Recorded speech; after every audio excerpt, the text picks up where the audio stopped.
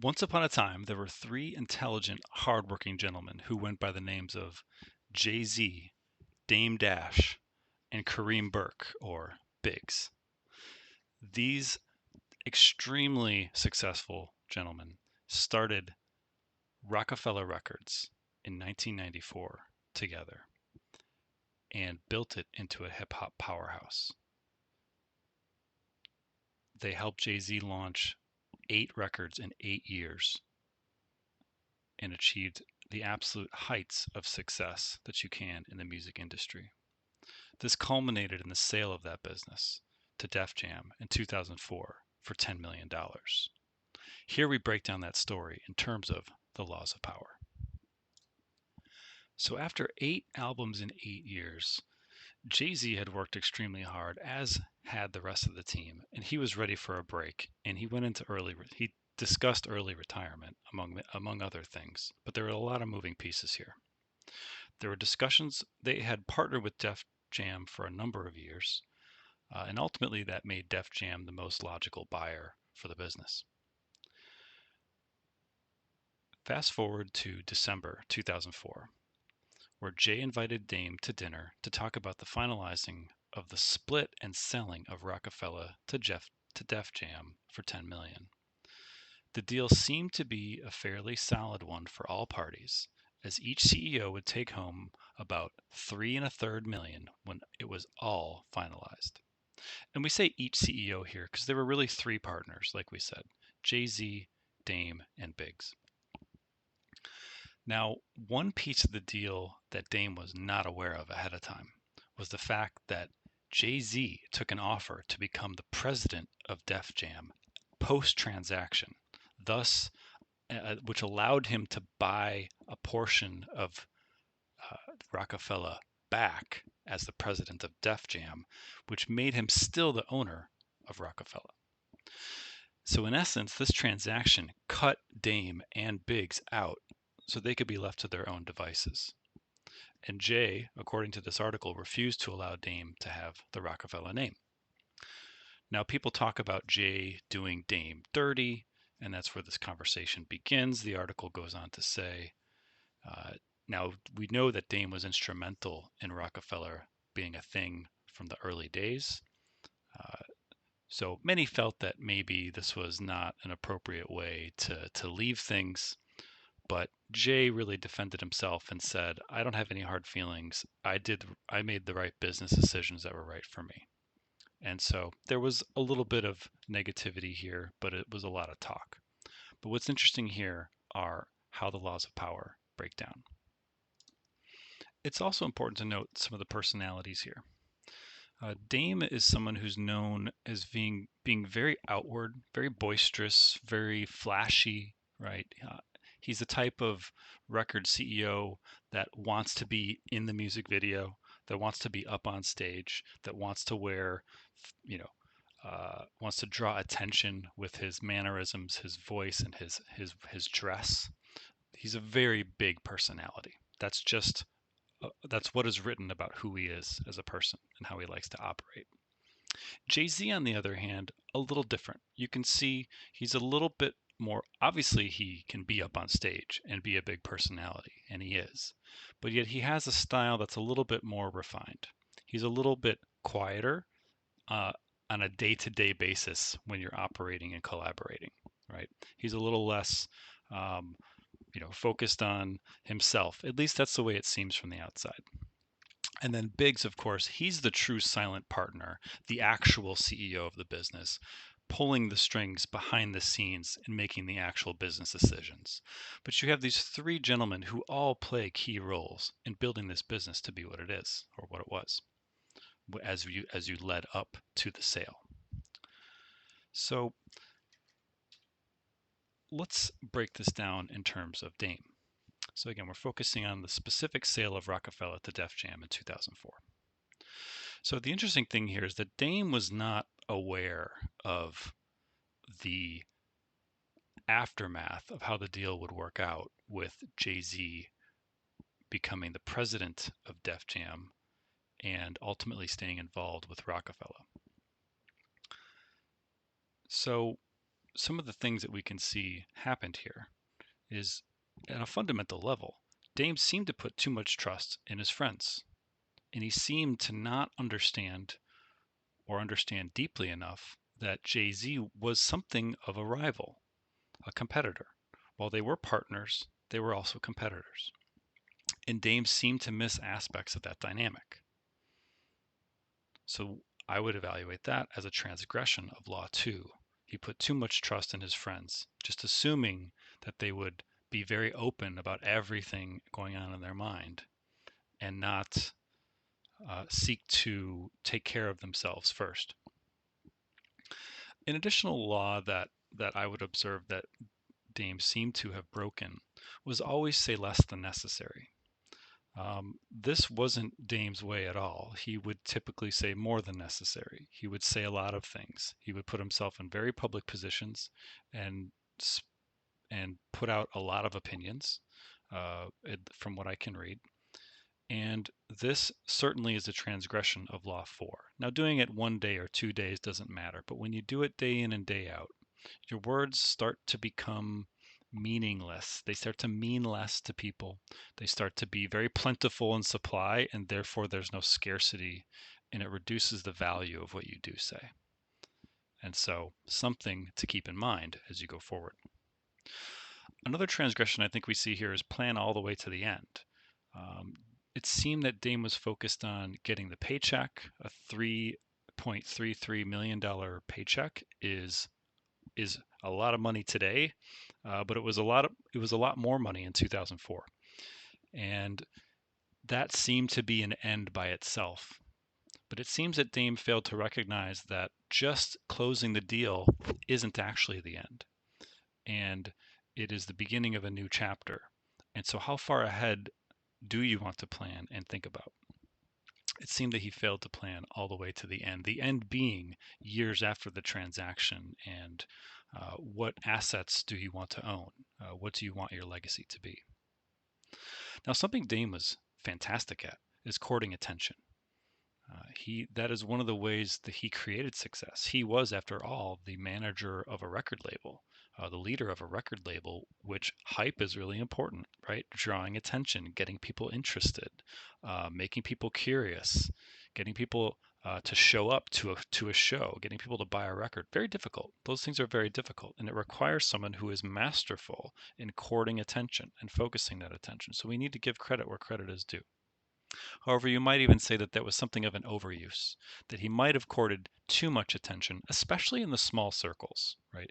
We want to court attention outwardly focused, but in those smaller circles where you need to be building trust and saying less, it seemed that Dame missed the mark on some of the key laws of power. Now let's talk about Jay-Z for a little bit. Now, Jay-Z was really the person who succeeded in accomplishing his goals with respect to this deal. He wanted to take some money off the table but still stay involved with the label and take on a bigger leadership role. He also wanted to get more involved on the business side of things. He is a very savvy and intelligent person. Certainly we can see that now, but he demonstrated this back in 2004. And you could tell that from 96 to 2004, I can infer that he was very astute and listened and learned and got involved in a lot of these behind the scenes business conversations. But Dame never really seemed to fully understand that how much Jay-Z was learning about the business side and his true aspirations. So something that Jay-Z clearly did well was conceal your intentions. Remember that you don't owe anybody the intimate details of what your intentions and your goals are. You don't owe that to anybody. And anyone who tells you so is probably trying to manipulate you. So be careful with that. You are allowed to hold things dear and hold things private.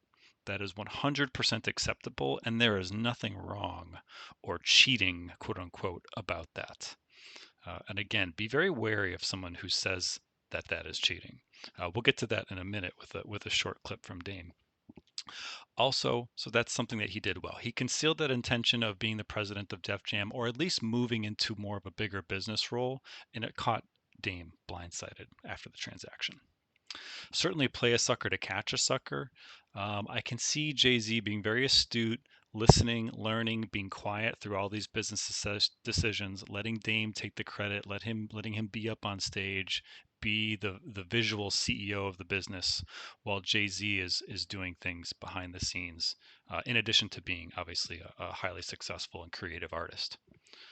Um, and something Jay-Z is an absolute master at is recreating yourself. And we can see that with the benefit of hindsight, how he's had multiple careers and built an absolute empire. So very well done in following the laws. So one last little comment about this picture. This is even interesting, and it takes you into the minds of these gentlemen in 2004. Here you can see, according to both of their reputations, you have Dame who's standing on the right with one leg up on a chair. He's sort of, it's very much a power pose on Dame's part. You can see his knee is up. He's looking down on Jay-Z. You can see he takes himself very seriously in this moment. He's explaining something to Jay-Z. He's telling him something, maybe being directive or giving him wisdom in his own mind. And what's Jay-Z doing? He's sitting. He's sitting straight up. He's professional. He's polished. Look at the way he's dressed. He's got a fantastic tie with a full Windsor knot. He's got a pocket square and a beautiful suit. Whereas Dame's wearing a tracksuit and jeans. You very clearly see he's very nonchalant, very cavalier, and that's just the way that he prefers to operate.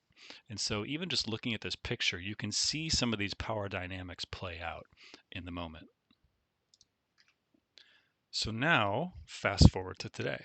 What do we have? We have Jay-Z with a net worth of $2.5 billion, an absolute mogul. He has built the empire, and it is past tense. The empire has been built. I mean, I believe that's I believe it's the largest fortune built of any musician ever in the history of music in the United States. If he's not, then someone else has surpassed him. I don't think Taylor Swift has not surpassed him yet, as I understand. But again, an absolute master here. And then we have Lowly Dame, who unfortunately has run into a great number of legal problems, money problems, relationship problems, um, and he's really crossed a lot of lines that he shouldn't have. And you can tell that his power base is extremely weak. So you have Jay-Z with a very strong power base, and Dame with a very weak power base, relatively as compared to Jay-Z. So I wonder, do you think is there any bitterness about this power game that Dame had to play? Let's see. Let's see. All right, so this is interesting. This is going to be a clip from Dame relatively recently talking about the 48 Laws of Power. You got to see this. So here we go. 48 Laws of Power, like they tell stories. First of all, the 48 Laws of Power is a cheater's book. Why you say that? Because Lior uses it. I agree. Okay, in that case, you're right. Let me tell you this. In every body's office in the music business, it's the 48 Laws of Power. I know everyone's tricks just by reading that dumbass book. I agree. All that book is for cheaters. Perception and all that other, it's for cheaters. It's how you take over and erase somebody's culture. That's not what I'm trying to do. I fight fair. I want to look at you. I don't steal, I take. It's different. I don't want to be sneaky. You see, weak people have to be real strategic about the way they get at you. They do it sneaky. Yeah. Interesting. You can see Dame's take on it in a modern day. Certainly there's some bitterness here. You can tell that he's admitted to reading the book and using the book, but then also then in the next breath says it's for cheaters. So there's certainly an inconsistency there. He mentioned something about erasing people's culture. Now that's something that's very different. But at the end of the day, you can tell there's some animosity and some bitterness here. He's looking at the book as for cheaters, even though he recognizes that it's an industry standard in the music business to understand these laws. And I think Dame fails to understand that these are human laws. These are not cheating tricks. These are laws of human nature. And either you observe them and learn to navigate them, and succeed, or you fail to learn them and you in essence, set yourself up for failure. And we can see, I mean, really, you could certainly point back to some of Dame's ultimate rejection of these 48 laws of power as being valuable, as being some part of the reason for his ultimate failure as a professional, as you again compare to where he started. Remember, Jay-Z and him started at the same level, and if anything, Dame started ahead because Dame was the one who hired Jay-Z back in in the early days and got his first album out. So, interesting take. Dame not a big fan of the 48 Laws. So as we wrap up here, just a friendly reminder. You can absolutely get a copy of this fantastic book. I recommend the hardcover. It's in the $20 range. You have to have one if you don't have one. Link in the description. Check it out. It's an affiliate link. You'll support the channel. And give Robert Greene a salute. This gentleman is a brilliant scholar and has put together these laws of power, these laws of human nature. And we're here at Power at Work dedicated to helping you use these laws of power in your everyday life and help you make better decisions, make better leadership decisions, and accomplish your goals more effectively by leveraging these laws of human nature, by leveraging the laws of power. So with that, we will see you guys next time.